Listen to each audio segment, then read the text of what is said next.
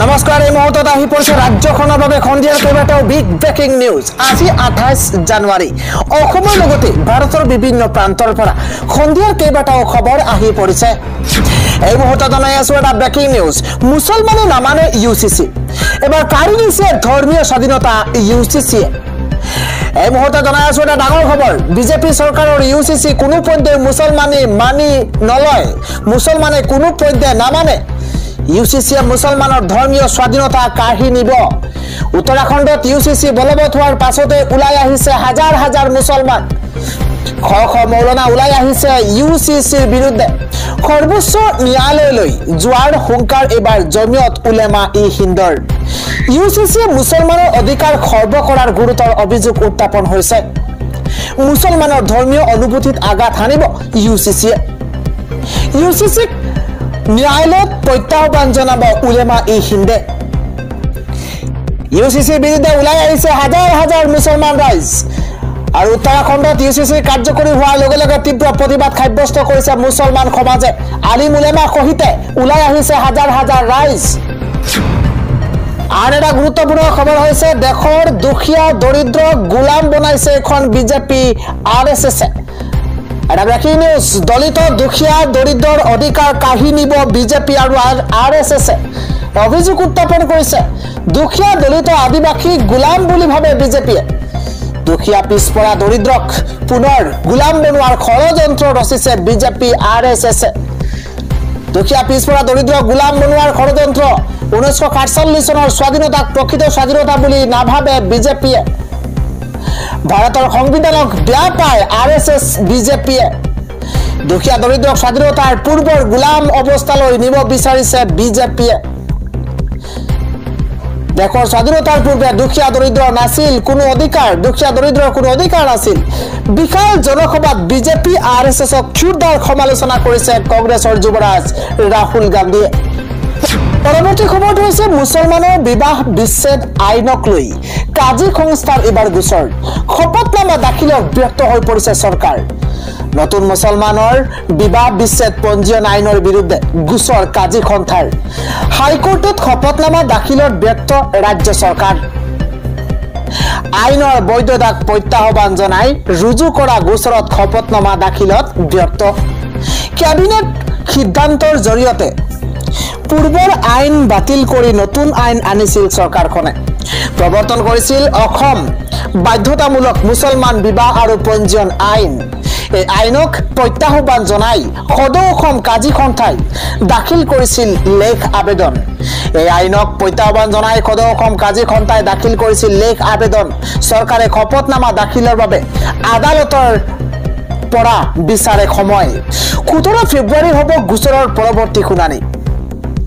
নতুন মুছলমান বিবাহ বিচ্ছেদ পঞ্জীয়ন আইনৰ বিৰুদ্ধে গোচৰ ৰুজু কৰিছে কাজী সংস্থাই।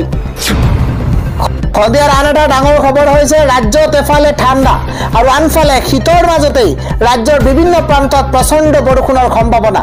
কেইবাখনো জিলাৰ নাম উল্লেখ কৰা হৈছে। কোন কোন জিলাত হ'ব প্ৰচণ্ড বৰষুণ ধুমুহা বজ্ৰপাত লৈ অহাৰ চেষ্টা কৰিছো। এটা বিশেষ খবৰ, শীতৰ মাজতে ৰাজ্যত প্ৰচণ্ড ধুমুহা বৰষুণৰ আগজাননী বতৰ বিজ্ঞান কেন্দ্ৰৰ। ৰাজ্যৰ 7খন জিলাত হ'ব পাৰে বৰষুণ আৰু বজ্ৰপাত। 30 জানুৱাৰীলৈকে জাৰি কৰা হৈছে বৰষুণৰ সম্ভাৱনা। কোন কোন জিলাত হ'ব পাৰে বৰষুণ জনোৱাৰ চেষ্টা কৰিছো। ধেমাজি, ডিব্ৰুগড়, তিনিচুকীয়াত বৰষুণৰ পূৰ্ণ সম্ভাৱনা। ধেমাজি, ডিব্ৰুগড়, তিনিচুকীয়াত বৰষুণৰ সম্ভাৱনা আছে। সমান্তৰালকৈ হাইলাকান্দি, কাছাৰ, শ্ৰীভূমি, ডিমা হাছাওতো বৰষুণ হোৱাৰ সম্ভাৱনা আছে। শীতৰ মাজতে ৰাজ্যত প্ৰচণ্ড বৰষুণৰ আগজাননী বতৰ বিজ্ঞান কেন্দ্ৰৰ। পৰৱৰ্তী খবৰটো হৈছে নতুন নিয়ম প্ৰযোজ্য কৰিছে চৰকাৰে। কিদৰে কৰিব চাকৰি বদলীকৰণ তাৰ তথ্য ইতিমধ্যে হিমন্ত বিশ্ব শৰ্মা চৰকাৰখনে ইতিমধ্যে প্ৰদান কৰিছে।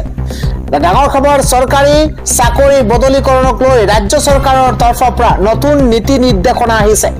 নীতি নিৰ্দেশনা পালন কৰি সহজতে এতিয়াৰ পৰা কৰিব পাৰিব চাকৰি বদলীকৰণ। নীতি নিৰ্দেশনা পালন কৰি সহজতে আপুনি বদলীকৰণ কৰিব পাৰিব। একেটা বিভাগ বৰ্গ আৰু সংৰক্ষণ শ্ৰেণীৰ ভিতৰত কৰিব পাৰিব বদলীকৰণ। এনঅচি আৰু অনুজ্ঞাৰ প্ৰমাণ পত্ৰ প্ৰয়োজন হ'ব বদলীকৰণত। সতৰ্কতা আৰু দায়বদ্ধতাৰ প্ৰয়োজন হ'ব বদলীকৰণত কোনো ধৰণৰ চলিত বিভাগীয় অথবা অপৰাধমূলক তদন্ত নথকা লোকেহে কৰিব পাৰিব বদলীকৰণ কৰ্মচাৰীসকলে অএমছ পত্ৰাৱলী পালন কৰাটো বাধ্যতামূলক বদলীকৰণৰ বাবে হ'ব লাগিব একেটা গ্ৰেড পে একে সেৱা বিধিৰ দ্বাৰা নিয়ন্ত্ৰিত হ'ব লাগিব দুয়োটা পদৰ একে প্ৰকৃতি আৰু অৰ্হতা থাকিব লাগিব চাকৰি বদলীকৰণক লৈ ৰাজ্য চৰকাৰৰ তৰফৰ পৰা এইকেইটা নতুন নীতি নিৰ্দেশনা দিয়া হৈছে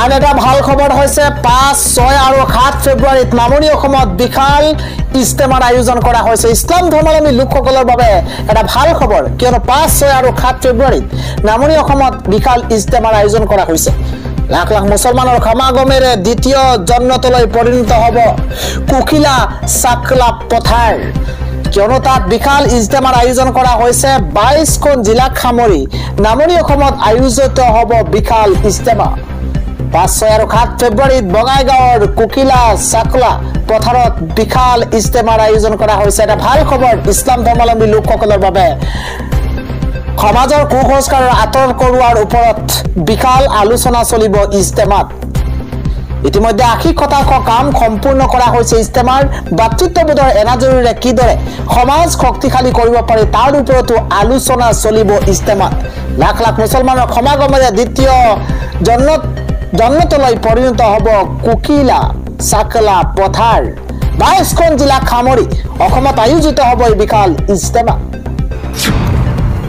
আন এক ডাঙৰ খবৰ হৈছে ট্ৰাম্পৰ ভয়ংকৰ পৰিকল্পনা এবাৰ গাজাবাসীয়ে কোনো পধ্যে নামানে এই সিদ্ধান্ত ডনাল্ড ট্ৰাম্পক কাৰা প্ৰত্যুত্তৰ পেলেষ্টাইনৰ ব্ৰেকিং নিউজ ডাঙৰ খবৰ এবাৰ ট্ৰাম্পৰ ভয়ংকৰ পৰিকল্পনা গাজাবাসীয়ে কোনো পধ্যে নামানে এই সিদ্ধান্ত আমি মৰি যোৱাৰ পিছত লৈ যাব ইজিপ্তলৈ জীয়াই থকাত আমি নাযাওঁ ডনাল্ড ট্ৰাম্পক কাৰা প্ৰত্যুত্তৰ এবাৰ পেলেষ্টাইনৰ ডনাল্ড ট্ৰাম্পক কাৰা প্ৰত্যুত্তৰ দিছে গাজাত যুদ্ধবিৰতি কাৰ্যকৰী হোৱাৰ পিছত এটা বিতৰ্কিত বিবৃতি দিছিল ডনাল্ড ট্ৰাম্পে আৰু ইয়াৰ পিছতেই আমেৰিকাৰ ৰাষ্ট্ৰপতি ট্ৰাম্পৰ বিৰুদ্ধে মাত মাতিছে পেলেষ্টাইনিয়ে গাজাবাসীক ইজিপ্ত আৰু জৰ্ডানত আশ্ৰয় ল'বলৈ দিয়া হৈছিল পৰামৰ্শ গাজাৰ সকলো লোকক জৰ্ডান আৰু ইজিপ্তলৈ প্ৰেৰণ কৰাৰ পৰিকল্পনা ডনাল্ড ট্ৰাম্পৰ 25 ফেব্ৰুৱাৰীত আমেৰিকাৰ ৰাষ্ট্ৰপতি ডনাল্ড ট্ৰাম্পে ঘোষণা কৰিছিল এই পৰিকল্পনাৰ বিষয়ে ইয়াৰ সম্পূৰ্ণ বিৰোধিতা পেলেষ্টাইনী নাগৰিকৰ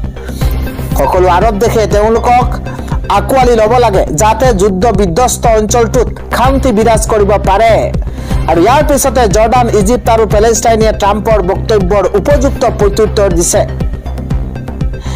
গাজা ষ্ট্ৰীপত পেলেষ্টাইনী লোকসকলে কেৱল তেওঁলোকৰ ভূমিৰ বাবে 15 মাহ ধৰি মৃত্যু আৰু ধ্বংসৰ সন্মুখীন হৈছে পেলেষ্টাইনীৰ বাবে থিয় হৈ হামাছে উল্লেখ কৰে এই বিষয়ে হামাছে ট্ৰাম্পৰ প্ৰস্তাৱ নাকচ কৰিছে সম্পূৰ্ণৰূপে আমি গাজাক আগৰ তুলনাত আৰু উন্নত কৰিম যদিহে অৱৰোধ উঠাই লোৱা হয় আমি আমাৰ নিজৰ ভাগ্য নিৰ্ণয় কৰিম বুলি মন্তব্য হামাছৰ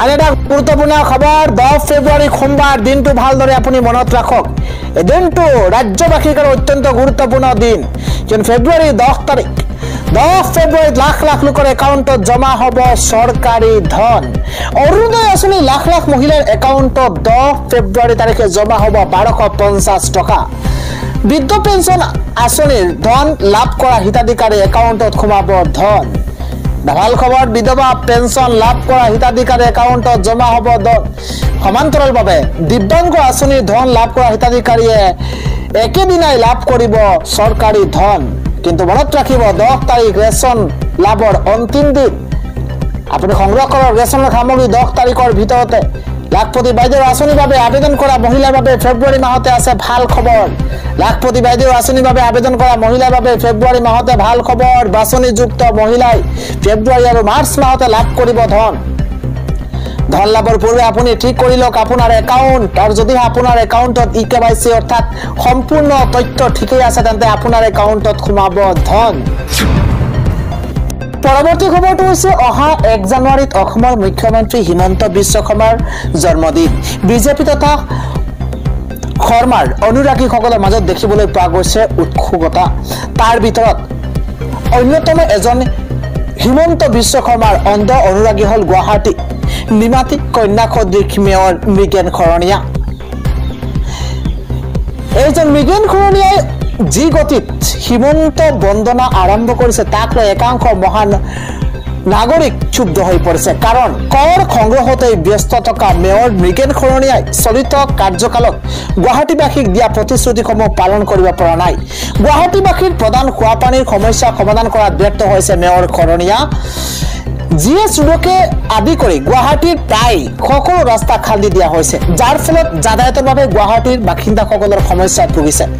তাৰ মাজত আছে গুৱাহাটীৰ কৃত্ৰিম বানৰ সমস্যা। কিন্তু এই সকলোবোৰ সমস্যালৈ পিঠি দি মুখ্যমন্ত্ৰীৰ স্বজন তোষণত ব্ৰতী হৈছে মৃগেন।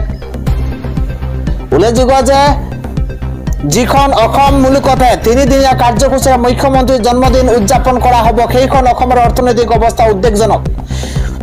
ভাৰতীয় ৰিজাৰ্ভ বেংকৰ প্ৰতিবেদন অনুসৰি 2023-24 বৰ্ষলৈকে অসম চৰকাৰে লোৱা ঋণৰ পৰিমাণ হ'ল 1,50,900 কোটি টকা।